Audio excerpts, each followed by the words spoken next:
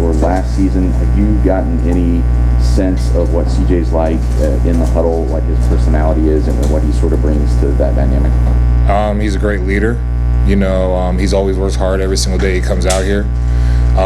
We're just very excited for us to have him as our quarterback right now, and he's taking that job in full stride, just working every day, working hard, communicating with the offensive line, communicating with the running backs, wide receivers, tight ends. Just overall has been a really good leader for our team. Can you think of any examples through camp where you saw him have to perform in a tough spot or under pressure, and that gave you more confidence in what he was able to do? Fall camp's hard for multiple reasons. We have a lot of different scenarios that can happen day in and day out. We've had a few days where we had complete rainouts where we had to practice through the rain, or days where it was felt like it was 105 or 103 at times. And there's certain guys that just rise to the cream of the crop and come through in those big moments and kind of inspire the team to keep pushing forward even in hard moments. And CJ did that almost every single time. So those are kind of the moments that we kind of see from him that kind of showed that type of leadership and his personality of persevering through any type of resilience or anything that happens.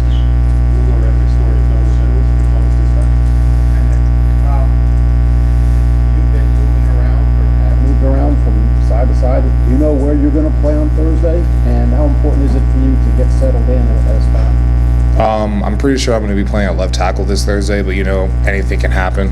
We're always prepared as offensive linemen to play any position possible on the field. That's why we don't just learn one position.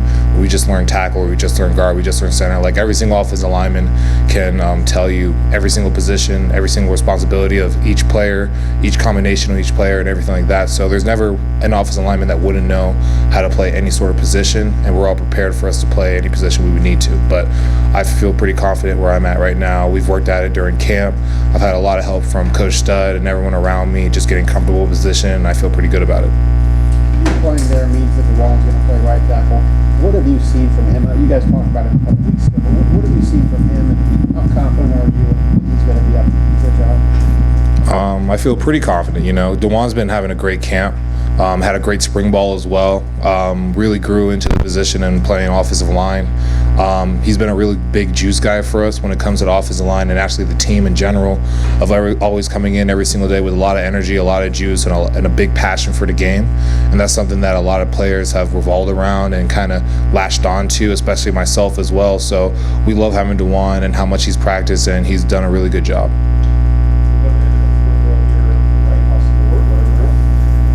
It seems unlikely that Thayer really needed many reps this month. So was there any benefit for the fact that you guys maybe work other guys in at guard or experiment with some of those other looks during camp? We work everyone during camp. We work everyone during camp. We work everyone during practice. Like last year, we had a bunch of guys that were out with COVID, and I remember it was a Michigan State game, and a lot of people were worried about the offensive line, thinking that a lot of the normal starters weren't going to be in the lineup, and maybe there would be a drop off. But as you can see, that there was no drop off. We all showed that we were all capable of playing, no matter who was the ones or the twos or whatever. It's all a matter of knowing our assignments, knowing our responsibilities. So I think last year we proved that no matter if you were a starter the year before or a starter now or whatever the case may be, we all prepare ourselves every single day to play, and we all prepare as if we are the starter. And if anything were ever to happen to any one of us, we're ready to go. So in terms of needing more reps or needing less reps, everyone needs reps to get better and compete. But we always make sure that everyone has the ample amount of reps for us to be good and prepared for any type of game situation. Maybe we used to just think that it would be important to pick 5 guys and build that chemistry, but it doesn't sound like you guys are that concerned about that part. To pick 5 and just roll. Yeah. You're comfortable doing it this way. Yeah, we're just comfortable picking the best 5. That's always been the mission for every single time we come out of a season. We need to find the best offensive lineman that we want to roll with, but that doesn't mean that we just have 5 offensive linemen and that's it. It means that we need to have a whole entire unit of offensive linemen that are ready to go out and roll. That's something that Coach Stud has always been proficient about, making sure that we have an entire unit that's ready to roll and play when their number is called, no matter who it was or what their position was or where they felt like they were at in terms of any type of depth chart. All that matters is that you're ready to play when your number is called. Nick, when did you stop feeling like a right tackle and start feeling like a left tackle? The day they switched me.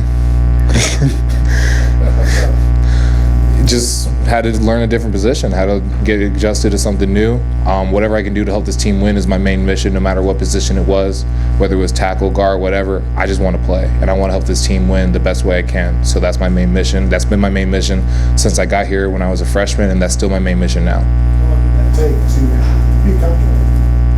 A little while, you know, there was a small adjustment period trying to get comfortable with switching the stance and things like that. I felt like I know the plays pretty well.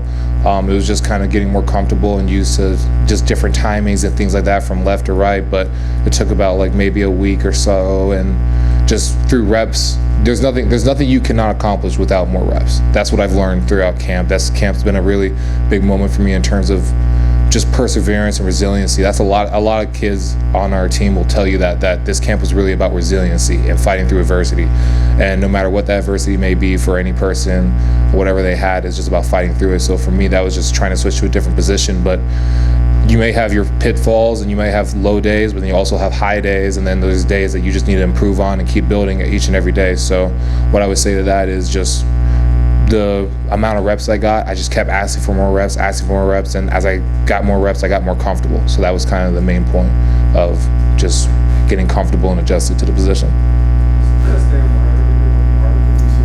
Hey Nick, what was your reaction when Frere got that Blocko honor, and how well deserved is that for him? It's probably one of the most deserving things I could imagine for him. I mean, Frere's been a leader of this team even before I got here. And as I've been here, he's been a leader through and throughout, not only in the offensive line, but also as a team as a whole. We see him as a staple of Ohio State football right now. And I know all the coaches and everyone around here would tell you the same, that Frere is probably one of the most hardworking, most dedicated people when it comes to playing the game of football in Ohio State itself. And him representing us as the Blocko is probably an amazing accomplishment, not only for him, but it's great for us as a team, because that's who we have as a representative for us. And me knowing that Frere is a representative for us in terms of being a Blocko guy, I couldn't be happier and I couldn't be more proud. Versatility on your line so much, but what about the versatility in that running back room that you guys are blocking for? It seems like there's so many guys that can jump into that spot, but they're all very different. I mean, it's amazing. I mean, we've recruited so well over the past few years, and we've had so many great running backs. And not only are they great running backs on the field, but they're also great players and great teammates off the field as well. That's something I think also needs to be talked about a lot, is that their work ethic off the field when it comes to watching film or just being good teammates around the locker room, around the facility when they're at home. That's something that I think should be talked about a lot more about our running backs as well. But obviously the talent's there, and I think a lot of people have seen it, and a lot of reporters have seen it. So it's just very exciting to have a room like that right next to us actually in the facility. So it's always nice just knowing that we have those people behind us running the ball as hard as they can, doing everything right. You talked a lot about reps. How have you seen the chemistry of this offensive line grow over the course of preseason camp as you've settled into your new roles? It's been huge, especially after the Michigan State game last year when a lot of us got sick, and then we showed that it's not just five of us, it's an entire unit. I think that's something that we latched onto from that moment on into now, into fall camp. It's just been a lot of us working together instead of us working in units or working in ones and twos. It's been us working together as an entire offensive line unit, and all of us being together as one. So something I would say as a testament to that is just how every single day we come in, we all try to help each other, whether it's a younger guy or an older guy. We all try to inspire and encourage each other day in and day out. I know Minnesota has a lot of returning starters on defense. Just when you're studying them, kind of what are the challenges that you see that you guys are going to face on Thursday? They're a talented group, especially with them returning a lot of starters, especially on defense. What I would say the challenges are is that they're a talented group. They have a bunch of guys that know the system that they run, they know the defense that they run, and they are hard-working players, and they usually do their assignments day in and day out. So we've been preparing for them like we prepare for any other opponent. We're going to treat them as if it's one of the biggest games of the year, because every week is the biggest game of the year for us, because we always have a target on our backs, and we're always going to strive and compete for competitive excellence every single day in practice and in games. So whether it be any team that we face, we're going to treat them like any other opponent, and they're a great opponent. They're very tough, they're very resilient, and it's just exciting for us to finally get back and play in front of fans again, and to have a moment like the spotlight of having a Thursday night game for one of the first games for college football is like an amazing experience, and it's very humbling. Yeah, Nick, with DeWand at right tackle, you at left tackle, what feels right about this offensive lineup? A lot of people still think it could be experimental, but y'all been running it all preseason and stuff. What feels right about it? I think that we all just work hard, and I think that we all believe in each other, and we all communicate with each other really, really well. I feel like that's what's right about it. That's something that we learned, again, from the Michigan State game, that as long as we communicate and we all have each other's back, no matter what happens throughout any play or any series or whatever it was, maybe fall camp, spring ball, whatever happens, as long as we're all together and we're all working hard and we all believe in one another, we can accomplish anything. That's what feels right about this, is that we all kind of have a resilience about ourselves and striving to be great, and whether or not we have pitfalls or ups and downs, we'll always make sure we have each other's backs, and we'll come back the next play, or we'll come back the next series, and we'll come back and fix it. Yeah, you talked a while ago, they've got quite a few people back on their defensive side. They also imported, I think, 3 or 4 guys from the transfer portal who are going to play significantly, it looks like, up front and stuff. How much time did you spend, or did y'all spend, trying to get a feel for what those guys are about that you can't see on their video? We spent a lot of time, Coach Stud and Candy Cook, our GA coach, just spent a lot of time researching who we're going up against. Once we found out the schedule, the first thing that they did was research every single opponent we have and try to give us encompassing scouting reports. So that's something that we've been studying for a while, and we know that they had some transfers that came in and things like that. But overall, everyone they brought in was great players. The people they have returning are great players. So we spent a lot of time in the film room studying them, learning about them and researching them and everything like that. So it's been a lot of film work, a lot of film study. Nick, if you end up at left tackle, it seems to put there at left guard. We haven't obviously seen him as much there. What's he like as a guard? He kind of plays the same almost like he did at tackle, and he was one of the best tackles in the nation. I feel like he's one of the best guards in the nation as well, which goes to a testament saying that he's probably one of the best offensive linemen in the nation. Thayer is just an amazing competitor when it comes to his work ethic on and off the field, when it comes to film study and just being a teammate, but then also his aggression on the field, how great he is in terms of technique wise and knowing his plays and understanding different defenses and schemes like that. That's just encompassing of him as an offensive lineman. So him switching to left guard, I feel like you're going to see that with him. Although he was playing left tackle for about 4 years now him switching to left guard, I feel like you're still going to see that's great you'll see great strides from him.